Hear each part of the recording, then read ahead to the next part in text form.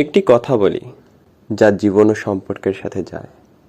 আসলে কথাটা বুঝে মানলে যত তাড়াতাড়ি মানা যায়, বোঝা যায়, তত তাড়াতাড়ি নিজের সময় বলেন, শ্রম বলেন, অর্থ বলেন, অনুভূতি বলেন, ইচ্ছা অনিচ্ছা বলেন, এক কথায় অনেক কিছু সাশ্রয় করা যায়, অনেক কিছুই অপচয় হওয়া থেকে বাঁচানো যায়।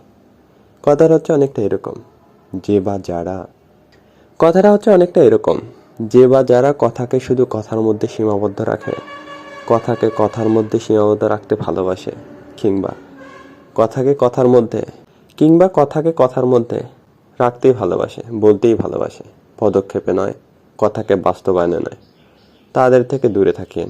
কেননা এরা আপনার কাছ থেকে অনেক কিছুই নেবে, কিন্তু দিন শেষে ওই যে কথাকে কথার মধ্যে সীমাবদ্ধ রাখার একটা অভ্যাস আছে, একটা অনীহা আছে, একটা না পারার ক্ষমতা আছে, যার কারণে আপনি যত কিছুই করেন, যত কিছুই দেন, শেষ পর্যন্ত সেগুলো বৃথা যায়। সেই জন্যই বলি কি, যে বা যারা কথাকে কথার মধ্যে সীমাবদ্ধ রাখে, কথা যদি সুন্দর হয়, কথা যদি সৎ হয়, যত কিছুই হোক না কেন, তাকে কোনো কিছুই দিয়েন না, দেওয়ার চেষ্টা করিয়েন না। বিশেষত যদিও বা দেন, যখন বুঝতে পারবেন সেখান থেকে সরে আসেন।